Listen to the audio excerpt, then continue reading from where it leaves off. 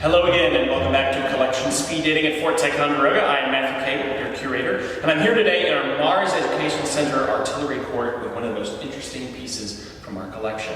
And why? Because it's December. And what does December bring to Ticonderoga? But Henry Knox and his famous noble train of artillery. Well, this piece is so fascinating because its story doesn't just begin and end with Henry Knox, it actually goes much further. In fact, this weapon, what is technically a 12-pouce mortar, was probably here as early as 1758 or 59. We know for certain that this weapon fired 200-pound explosive shells towards General Geoffrey Amherst's besieging forces in the summer of 1759.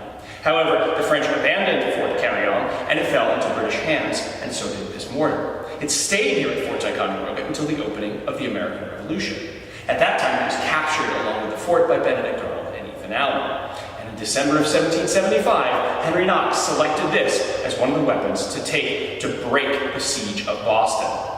Ultimately, this made the voyage from Ticonderoga to just outside of that city, helping the Americans successfully prize Boston from British control. At that point, though, it actually probably made the return trip from Boston all the way up into Canada for the American forces to have to break the siege of Québec. However, it didn't get there in time, and by the time it got up to Canada, the Americans were already in retreat. They fell back and they landed here at Ticonderoga. And in the summer of 1776, Benedict Arnold, who was building a navy on the lake, decided to test this weapon out on one of his vessels. So they set it out in Lake Champlain, just off the shore here at Ticonderoga, loaded it up with one of its explosive shells, and fired it off. Things split almost perfectly in half, lying on the deck of the vessel. Amazingly, no one was killed or injured, but now, as one half of a mortar, it was fairly useless as a weapon. However, the weight of iron made it valuable to the American forces as ballast for that naval fleet.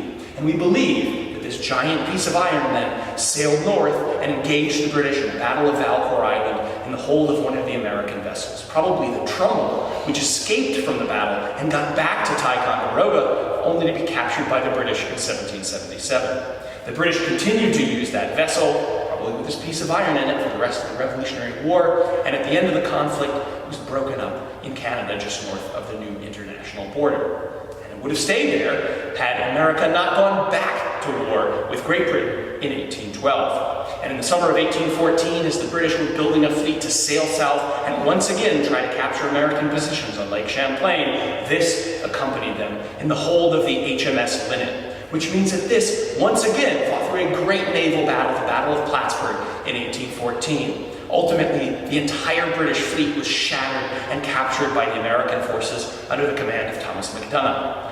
To keep the damaged vessels from falling into enemy hands, MacDonough had his ships sail south to the southern end of Lake Champlain, where they spent the winter of 1814 into 1815.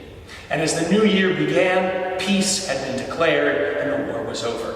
And so the need for more warships on Lake Champlain was gone, and ultimately the hulk of the Linnet rotted away in the Poultney River in the southern end of Lake Champlain, where this one half of a massive mortar was discovered when salvagers pulled up the hull of that ship in 1949. Realizing what they had, officials at Fort Ticonderoga purchased it and brought it back to the museum in 1950.